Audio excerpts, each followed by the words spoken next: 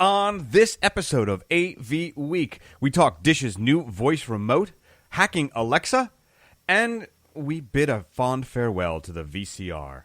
All this and more on AV Week. Ready. AV Week. Performing scan. AV Week. Online. This is AV Week.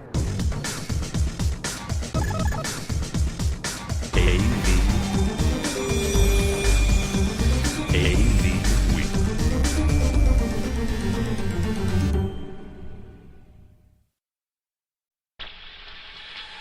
The network for the AV industry. What are you listening to? This This is AV. This is AVNation. This is AVNation. This is AV Week, episode 256, Torn on Tour, recorded July 22nd, 2016. And welcome to another edition of AV Week. I am your host today, George Tucker. Thank you for watching. Today, we've got two special guests. First, let's say hello to Dawn Mead. How are you? Very good, thank you. All right. And, of course, Mr. Brad Grimes from Infocom. How are you, sir? Good, George. Thanks for having me. All right. It's been only a few short weeks since we've last seen you down there in Las Vegas. Yeah, it feels like forever ago, right? It does, doesn't it? It's amazing how quickly it seems to have gone past. Yeah. All right. Well, let's get to the news first. It's not often that we get breaking news, as it were, but there's two that appeared in the last few days. First off, you may have read in Commercial Integrator that Verex was bought by a private equity firm. In addition to that, there was some news that Rain was sold to InMusic as the founders retire. It's a very interesting turn of events. A couple of weeks ago, I think there was AVISPL was also bought by an investment firm of a similar nature. Actually, I don't know if they're the same company that bought both. I don't think they are. But Brad, let me start with you. There's a lot of buying going on, a lot of sort of consolidating. It is the summer months, and the buying's easy, I suppose, if I can paraphrase the song. But what do you think about this sort of idea that there's now investment firms reinvesting and repurchasing outright in bigger integrators like AVISPL and like Verex? Well, I guess first off, I see it as a good sign that these are smart investment firms. They don't spend their money willy-nilly. They looked at the business model of some of these companies, and they decided that there was growth here. They're not in it to lose money, so they assume that by making these acquisitions, they're gonna make money. And it's, I think, what we all see in the AV industry is that it is a great time to be in AV. That consumer and customer interest in what we deliver is almost at an all-time high. And so they're looking at these companies, these really successful companies, and the ones that do it well, and they're saying, there's some growth here. I'm willing to invest in this company and see it to the next level. So it's a great sign for the industry. Dawn, do you think that there's something particular that these investment firms are looking for? Is it just integration? Is it UC? What do you think they're really sort of chomping at the bit to have access to?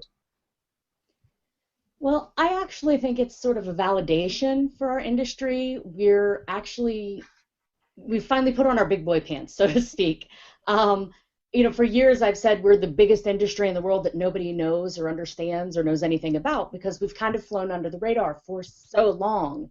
And I think that finally investors and people out on the street are starting to realize with UC, with digital signage, with just the preponderance of AV in our lives now, that yes, this is a for real thing. This is a for real industry. Look, there are people that are doing it. There are people that have standards and certifications and experience in this, and they're needed.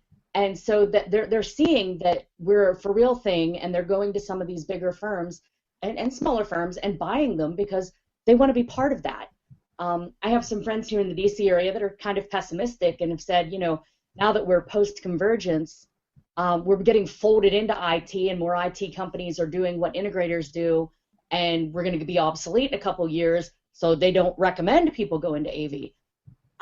Call me Susie Sunshine, but I disagree entirely, and I think that news like the Varix purchase, the Rain purchase, some of the other purchases in the past few months validates that view that we aren't going away. We might be more and more part of AV world or IT world, but we're not being rolled in and becoming obsolete. We're a valid industry, and I'm glad to see that Wall Street investors and the venture capitalists are realizing that. Brett, yeah, go ahead. I was going to ask you. Sorry. Go ahead.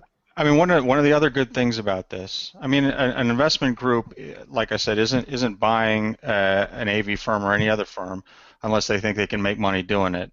They're interested in building it up and bringing their knowledge to bear on that company and make as much money with it as they can. So that's all a good sign. But I don't know what else is in the portfolio of this company that picked up Varix. But the other thing, a lot of what AV companies struggle to do, and one of the things that Infocom is interested in helping AV companies do, is get in front of enterprise decision makers. These are CIOs, and this is the CIO suite. These are folks who, I would say, bigger than IT. These are enterprise technology strategists for large companies and for other technology firms.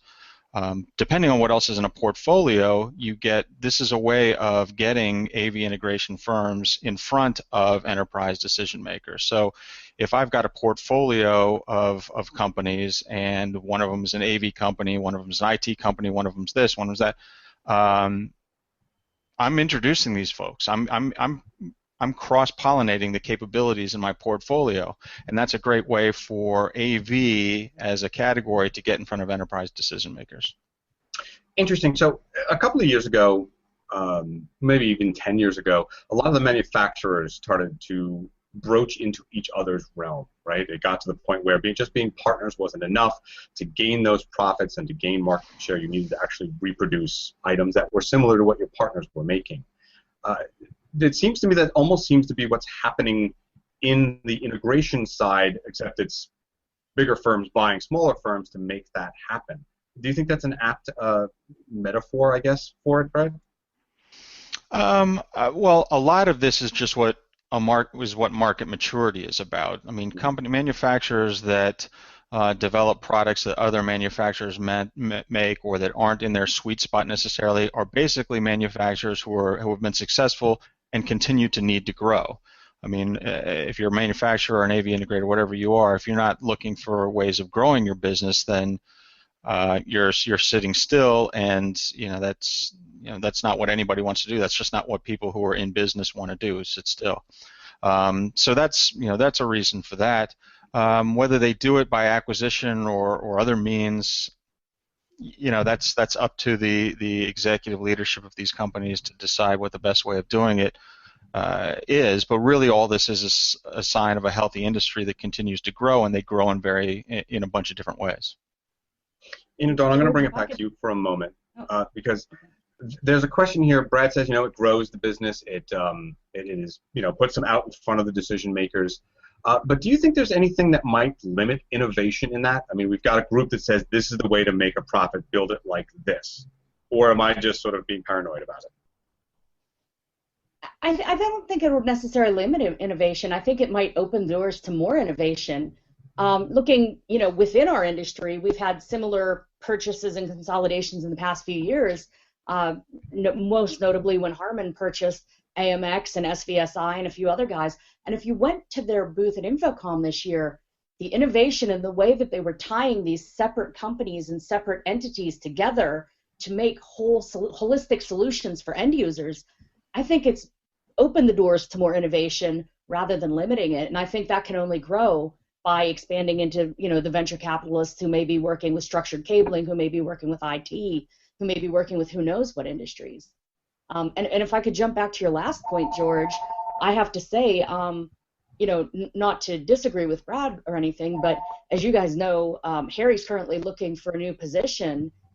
The last time several years ago he looked for a new job, it was all AV companies, only AV companies that wanted to talk to him about working for them. This time, his biggest leads and the ones that are making offers are structured cable companies, are IT companies, are companies that normally weren't in our domain, but through acquisition and growth into our industry are now competing against traditional integrators. So I think that this whole kind of merging and consolidating, it's opening a lot of doors work-wise, it's opening a lot of doors innovation-wise, and I think it's a really cool area to keep an eye on. And it goes back to something we've said on our own several shows ago and in person at Infocom. You know, if you're going to be like a shark, if you're an integrator right now and you're doing what you did 10 years ago, 15 years ago, you're going to die. You need to keep moving forward. You need to keep advancing both your skills and your team's skills, or you're not going to be able to compete against a company that has everything and all of these different skill sets. So, you know, AV isn't dead. We're just evolving, and you need to be in on the evolution, or you're going to be like Cro-Magnon back there in the dust. Very nice, very nice. I'm almost at the point where we're just learning to walk on dry land, I think, is what's happening there. All right, so let's. You mentioned innovation and opening doors for new technologies. Well, one of the things that we saw come along this week is Dish announces. I'm going to shout out everybody. Dish announces that they have a voice-controlled remote. They're calling it smaller than most remotes, although I think they mean that lengthwise. It looks pretty big widthwise. But it comes with a whole host of features, being able to control multiple devices at once, give some feedback. This is a whole new genre, isn't it? We have Alexa, we have Siri, we have some other voice-to-text command systems. I've always been one to say that I'm not a gesture, and I've always wondered if the voice units could handle, even in America, the different distinct accents that there are, and this one seems to have it happen. Dawn, I'm going to start with you because you've always loved these kind of technologies. Do you think that this is a boon for Dish, or do you think that they're just sort of trying to give something to get attention with? Both. And here's why. I mean, they're definitely bringing it out just to get attention, and it's a cool new whiz-bang thing, and there are going to be early adopters jumping on it and so forth. But, I mean, I love gizmos and gadgets like this, but I'm also a skeptic. You have to prove something works to me. And when I try to use the voice dialing on my car or with my phone, even then, I don't think I have a particularly strong accent, and I get the correct number I'm dialing, 50% of the time or so. So, until I can test this thing and tell you that it actually legitimately works, I would say healthy skepticism, but cool idea, and let's, see how it develops. Brad, this whole concept of whole house, whole building control has always depended upon physical interfaces, touchscreens, switch panels, button panels, that kind of thing. The promise has always been that if you had something that could just listen to you, sort of a la Star Trek's computer or HAL or any of those kind of things, that it would be much easier to implement, maybe tougher on the back end, but for the end user. Do you see this as the start, along with, say, the Echoes and things like that, to being something that could make that mass market, both commercial and residential, acceptable? Yeah, I've always said, or I've said for a long time, that I think voice is the ultimate user interface. I mean, it's if you can get it to work well. Oh, is that me? No, go ahead. Yeah, if you can get it to work well, I think voice is the ultimate interface, and that's and like Dawn alluded to, getting it to work well is the key. So Dish, yes, putting a voice control is great, and it'll be instructive to consumers, whether they do it at home or they eventually do it in their offices, to learn how to control things with their voice. So that's going to be an evolutionary thing, just like Apple taught us how to control things with a touch screen. So that's a process. At the end of the day, though, it has to work. And in my experience, the best voice control is a cloud application. This is just in my world of using voice control. Yeah, the voice control in my car, which is not a cloud application, it's as good as the technology that they put in my car, is not very good. It doesn't always understand me. I do have an Echo, which does reach back into Amazon's massive cloud, and over time, it has learned how I speak in a lot of ways. I mean, it has gotten things right that it didn't get right in the beginning. It's been a learning application. So it's a very sort of hybrid technology type thing. I do think voice is a great interface, and it's the ultimate interface. But we all have different voices. We all speak differently. So these interfaces, if you will, these devices are going to have to constantly learn. And constantly learning requires really big processing. Big processing requires a cloud somewhere. Do you want Skynet? Because that's how you get Skynet. Do I have Skynet? Well, you know what? Actually, you speak about Skynet. Our friend Fred Wilson, he's from a venture capitalist firm, and he put out a wonderful blog called AVC in New York. He's behind such things as Twitter and Facebook and a number of other streaming media and internet-based devices. He has an article here with a friend of his called Hacking Amazon Echo. Now, we're all familiar with Echo and its ability to take voice commands and do searches for you and turn on the TV and things like that. Just like the Dish Remote, this one then, though, was taken so that they could hack it and run a code, as Brad said, on a cloud that basically, if you want to talk code here, it took the string of speech or things that it was sending out and parsed it and then asked it to do something else with it based on that command. So, Alexa, please turn off my lights. It would go out there, know that it had to parse it. It knows that I said it. It turns off the office lights, not my kids' room's lights, that kind of stuff. So we're seeing an application here where a device made for a specific way with its own cloud system actually can be, well, we're going to call it a hack, but we'll call it a life hack, made to do other things. There's sort of maybe unintended consequences here. But Dawn, I'm going to start with you.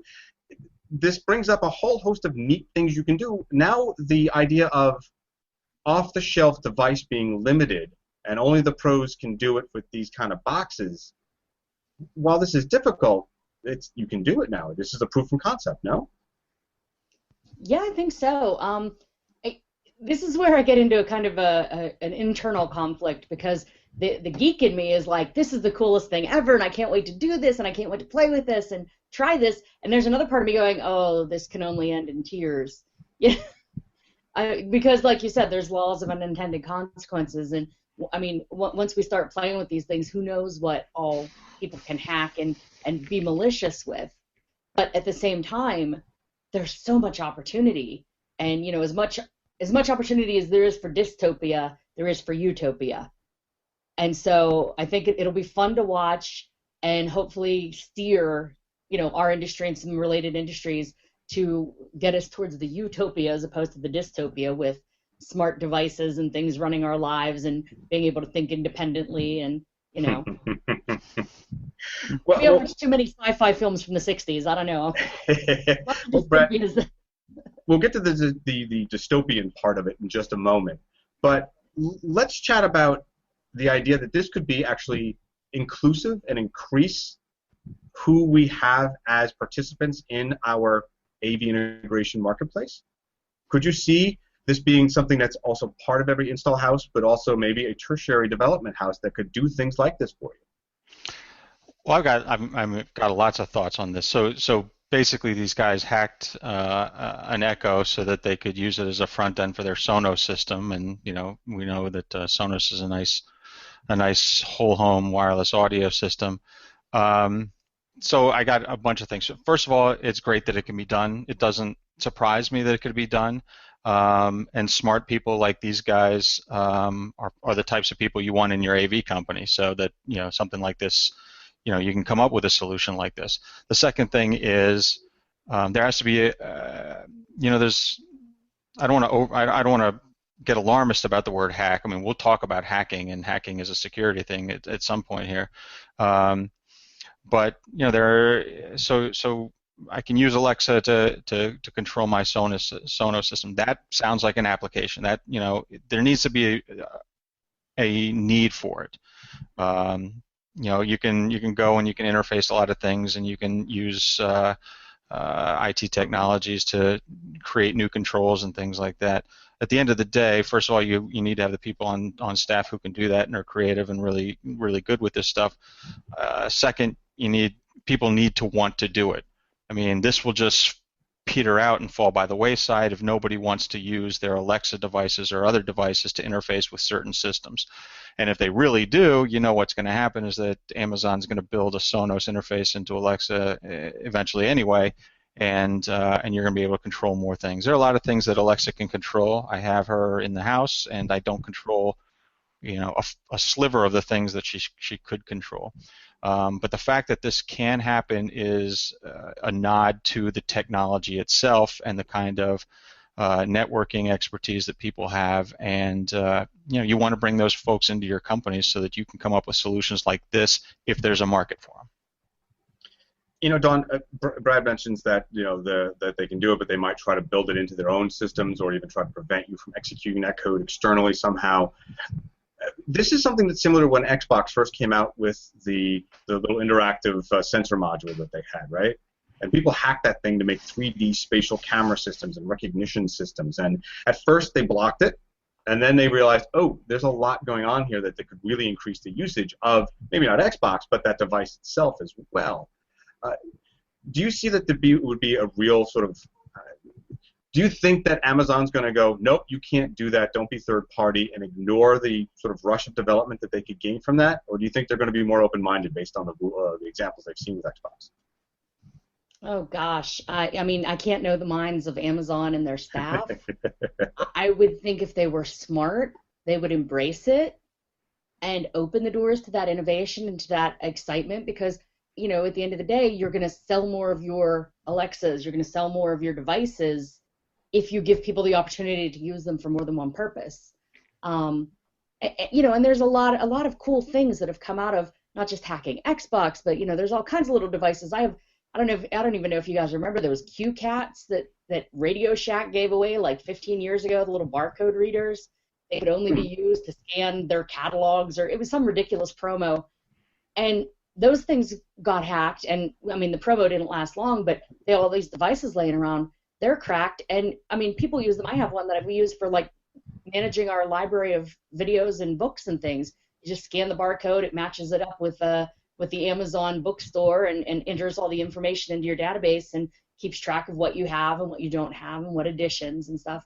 I mean, so by allowing your devices to be hacked and used in other ways, you extend the life of your devices that may go obsolete, but you also, again, you can sell more of them. So somewhere Radio Shack or QCat or whoever the heck made the thing had a warehouse of these dumb things sitting around when the promo died and it wasn't cool anymore. But because they didn't necessarily disallow the hack or the opening of them, now they can get rid of the things, even if it's just on eBay, So I think if Amazon's smart, they'll allow innovation like this to take place and embrace it and see what else it can develop into. Interesting. Yeah, I mean, the book of history on devices that were supposed to be specific and filling up our landfills is way too long, and the ones that can be hacked, I guess, are great. Although a lot of businesses have staunchly refused to let that happen because they're, I guess, concerned about having their copyright and/or trademarks taken away from them, their creative and intellectual property. But yeah, I think it's stymied. But Brad talked about something, and you talked about the dystopian idea of this. But there is actually a solution. I know Mr. Bradford Ben talks about that all the time, the security. But what he has in concern, the people at Tor, if you know those people, they're the ones who have provided a dark net for many, many people, both good and ill. They now have a product out that says you can hide your smart home on the dark net. The dark net is no longer a problem. They have a little device that basically anonymizes your home. It's built by people who have basically said we don't know what people use it for, so we can't be concerned if it's for really evil, nefarious things, but we also do it for good. Brad, let's start with you. Do you think that this actual product is worth looking at, or would you be suspicious of people actually presenting the idea? Well, to be clear, I mean, it's not a product. These guys at Tor, and it's actually from a group that's affiliated with the Tor Foundation, as I understand it. It's a proof of concept, and I love this because it's a proof of an important concept. Basically, what they did was they created a device that could hide your Internet of Things devices. In this case, a smart home. That's what they're talking about, because that's the thing that a lot of people will identify with. But we all know that the Internet of Things is blown up with absolutely, I don't want to say absolutely no, because that's hyperbole, but with little regard for security. And what they've done is they've created a way of hiding Internet of Things on the network, so people can't find it and people can't hack them and people can't look at your kid on your baby camera and things like that. Now, it's, as you know, the Tor network is, it's this dark internet that exists among, a bunch of, volunteer-operated relays, and it anonymizes things on the internet, which is great, and I'm glad that exists as well. But this is again a proof of concept, and it's an important development. It's an important proof of concept, but it needs a next step. And what I hope it demonstrates, and I think what they hope it demonstrates, is that this kind of stuff needs to go into your Internet of Things devices. I mean, if you're going to sell 100 devices to me in my home that are connected to the internet, I need a way for them to be invisible to everybody else on the internet. I need them to do what they need to do. I need them to talk where they need to talk, and when I don't want to open ports on my Wi-Fi router and things like that. I don't want everything visible. So what I hope it teaches is Internet of Things device makers to create this kind of functionality into their products, and I think that's sort of what the Tor Foundation and this other group would like to demonstrate as well. Sure, they may develop a product that you can buy and then you can sit it on your network and it starts to hide everything behind it. But at the end of the day, someone's going to have to develop a nicely integrated solution that's not cumbersome. That's, my lights need to operate like that, even if they're on the network. They need to go. Like I can't have them thinking a lot when I come in. They need to work.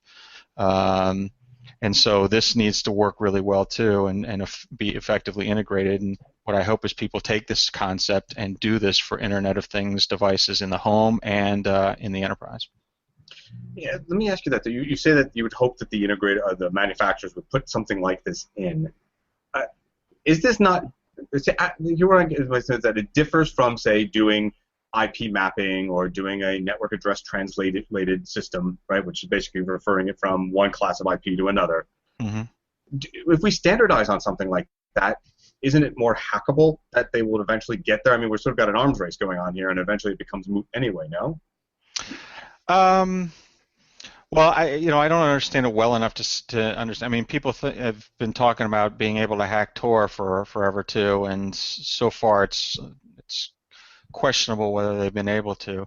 If it's not, maybe there will be a product that sits on my shelf somewhere and becomes the thing that hides my Internet of Things network, or maybe it becomes built into the Internet of Things devices. I don't know the best way to do it. I do know, however, that the Internet of Things and the devices that are being put out there are insecure and creating attack vectors all over the world, and that's an issue. And the AV industry, I like to say, practically invented the Internet of Things by putting devices on the network before anybody else thought to put their baby camera on the network. But we need to take security more seriously in the Internet of Things, and if this is a way to do it, if there's other ways of doing it, I don't really care how it happens. But if it doesn't, we're not going to realize the potential that's there. Dawn, would this sell you on putting more IoT type stuff in your home and in your businesses? I know you do a bit with government. That's probably not going to happen at all. But well, I mean, it is still kind of a conundrum. On the one hand, as an industry and as a world, nobody takes security into consideration enough. Again, being in the DC area, like you said, got a lot of friends working in cybersecurity, and sit with Joel Billheimer, sit with Carl Mauer, sit with Brad from IMS. Some of these guys, they will tell you horror stories about things that shouldn't be insecure, that are insecure and got hacked, and it's like, you don't even think about that stuff in these environments. What are you going to do when your fridge is on the internet, And people laugh. I mean, the article that you sent us about this is like, keep your toaster safe from the internet. That's all fine and good to make light of it, but what they don't tell you or what they don't think about when they make light of it is the fact that by hacking a toaster or whatever that's on the internet, or that's on a network, you now have access to everything else on that network. And if you're a smart enough and evil enough, computer guy, you can go from that toaster to something else. I think I've used this example a couple times. I picked it up from probably Joel at one of the cybersecurity talks in the area, but Target's giant hack with all those millions of credit cards, the hackers came in from an unsecured 232 port on the HVAC system. They're hacking your AC system and stealing millions in credit card numbers. What can they do with a toaster? I mean, it sounds stupid, but it's happening. And so part of me hesitates to put anything on the internet, with the IoT. But the convenience of it and the fact that that's what the way so many companies and devices are going, you have to look at finding ways for security, whether it's Tor, whether it's something yet to be developed. I kind of hope something new can be developed, because while Tor is great, there's also a lot of black hats on it, and it's got a bad reputation. And I know legitimate cybersecurity people that work on Tor because it's secure, that are on government watch lists because also all the pedophiles and drug dealers and everybody else is on Tor. It's like there's this perception that, well, if you're on Tor, you have something to hide. Therefore, we're putting you on this watch list, which isn't always the case. It could, it's a legitimate security concern. So, as I said, I'm torn on it. You want to embrace the Internet of Things, you want to embrace the new devices and the new way of doing things that makes life so much easier, but you don't want to be robbed blind or sent to prison for who knows what. It's really a mixed bag, and I think there's going to be a little more development and maturity in that realm before I can embrace it 100%. Yeah, I hear that. And it's torn about Tor. I like that. I think maybe we should have the show title right there. Now we've been talking about, brand new technologies that's on the bleeding edge of what's coming. Something that's been around a long time and may have actually helped jumpstart a lot of this is the VCR. This from All Tech Considered at NPR. So long, VCR, we hardly knew you. We're still around. Basically stating that very soon, I think at the end of this year, the Japanese company that is the last one making VCRs will stop making them. Most of us would have thought, if you're not in the education world at least, that wasn't true, that they were gone for good.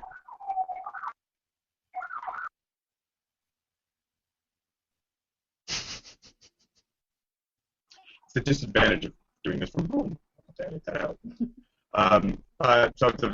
So if you're not in the education world, you would have thought they're all gone. In fact, they sold 70,000 of them last year, they said. Good Lord is all I have to say. Dawn, let's start with you. You deal with some government work and some education stuff. They're still there. What do you think? Will there be lamenting cries and gnashing of teeth when this finally stops? Yeah, I think there will. I honestly think there will. I mean, we're in a culture now that all information is transient. If you go back a few thousand years, you can go to the pyramids in Egypt, you can read the writing if you know hieroglyphics or have a translator. You can see what they were talking about thousands of years later. I can't open a floppy disk I used in college or a few years back to read a paper or to find information. So I think it's another symptom of that if people aren't being proactive about transferring their videos, their educational materials, their training materials to newer technologies regularly, they're going to have a problem with this. And it's not necessarily just education. I mean, I would hope the folks at the archives and some of the Library of Congress, for instance, I hope that they've all been translating and backing up and securing the information as we go. But who knows what we may lose? And again, I mean, VHS. It was never a great medium to begin with. It was the lesser of the videotape technologies, in the Betamax debate. But it was magnetic tape. You leave it out in the sun, you put it by some magnets or something. There were you get it tangled. There are any number of ways to completely destroy and lose that information using VHS or even audio cassette tapes. So it was not perfect. I'm not crying that it's going away. But I would hope that the folks, if you're out there listening, technology end users at a university, school, government, if you still have VHS tapes, last year was the time, but now definitely grab one of these last units, transfer it all, save it somehow, because it's going to be gone. Deal with it. Your professor will have to learn to use a different device. But it's just, I'm not crying over it. Well, before I go to you, Brett, there's something that I was just sort of perusing the article again to make sure of something, but it's not 70,000, so it was 750,000 last year, which compared to, say, 15 million a year they used to sell, is still a lot. Yeah. Are you seeing, Brett, that people will have the sort of tears of watching this format finally go away, or do you think that we really need to do better about preparing our clients for the transition to new media, even if it is coming at a very rapid pace? No, I don't think anybody's going to cry about this. If the company who made 750,000 last year isn't crying, then I don't think anybody else should be crying about it. I've heard all the stories, especially in education, of end users, if you will, teachers, media arts, people who still have stuff on VHS, and I understand that, and as long as those things exist, that's great. I think as technologists, we all know that transitioning our customers to other media and to digital and to all this other thing is good for us, because we sell them systems and we get in a consultative role with them, and ultimately it's good for them, and we just have to do a really good job of explaining that it's good for them. If anything, if you can hold up a newspaper article that says the last one is coming off the line, it's now officially dead, and it's not me, it's the company that used to make them that's killing it off, then maybe that's the wake-up call for the rest of the folks who still have them. I think we all know that everyone should be off of this right now, and they should be on other platforms, and we should be building these platforms for them. We transitioned in my house from VHS a long time ago. We don't miss them. I don't know who the 750,000 VHS buyers were. My suspicion is they had some really interesting VHS content that they had to be able to watch, but it's over, and I think it's a nice story that VHS had, but we're all about the future, and let's start building the next generation systems. Well, I have to say that I don't know how much experience you've had with sort of college educators, but they seem to grip onto those things until their bony fingers are dead and you can't pry them off anymore. Gotta tell you. I can't convert this VHS tape to DVD. I just can't do it. Yes, Don. Well, and it's not always just educators either. The first company I worked for in the AV industry 15 years ago, or whenever it was, they also did 8mm film to VHS or to DVD transfers. And I mean, you would think 8mm film, that's really gone, unless you happen to be like a niche filmmaker. That's like ancient history. I think as of a year ago, possibly even to this day, they're still doing it. They quit making the projectors. They have to, scramble for parts and find wizards to, fix the things when they break. But, that technology is 40, 50 years. How old is 8mm film? That was home movies back in the day. So if that can hang on that long, there are a few companies or a few universities out there squirreling away these VHS machines that they will either cannibalize for parts or dig out a new one until they run out when one of them breaks. And I would not be surprised if in 10 or 15 years we're having a conversation, really? They're still using VHS in such and such agency or such and such school? I would not be surprised, honestly. All right, guys, we've gone over our time. I want to thank you for joining us. Dawn, thank you so much for coming on today. Great to see you as always. Thank you. And we do AV stuff coming up, right? Yes, on Monday we're going to be finally recording our Infocom post recap of who won, lost, and otherwise had a good time on social media out in Vegas, and as well as looking forward towards things to come on social. So, and we do have a guest, and stay tuned for that. That'll be recording Monday and posting next week. And where else can folks find out more about you, your writings, and? Folks can find me, of course, here on AVNation.tv. You can find me on Twitter and elsewhere in the social realm at AVDawn. And if you had talked to me yesterday, you could have found me at the bowling alley in D.C. with Infocom. So what was your score? Not good at all. Let's just put it that. I used to bowl in high school, and I was just not good, so we won't. Oh, okay. Good old bowling injury, right? Yeah, okay, I see what it is, of course. And, of course, I also want to thank Mr. Brad Grimes, sir. Thank you so much for being on today. Thanks, George. Thanks, Don. It was great being here. And where can they find out more about Infocom and the news and views from there?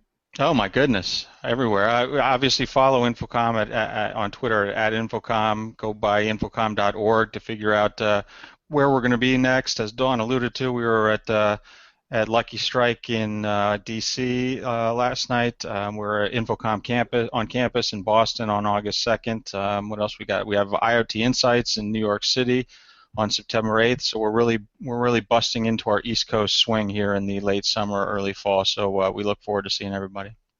All right. All right, folks, thank you for watching. This has been a production of AVNation TV. This is a network made for and by working audiovisual and integration people. For you, we have shows like this. There is AVWeek, which posts every Wednesday. We have David Dento's Connected about IoT, which we just spoke about. We have EdTech, Education Technology, we also touched on here, and a host of other shows. You can find them at avnation.tv, and while you're there, take a look at our underwriter section, the companies and folks who help make this network possible, and we can keep the lights on. That's avnation.tv/underwriters. Give them a shout and tell them thanks for doing it. Again, for everyone at AVNation TV, I want to thank you, and we will speak to you again very soon.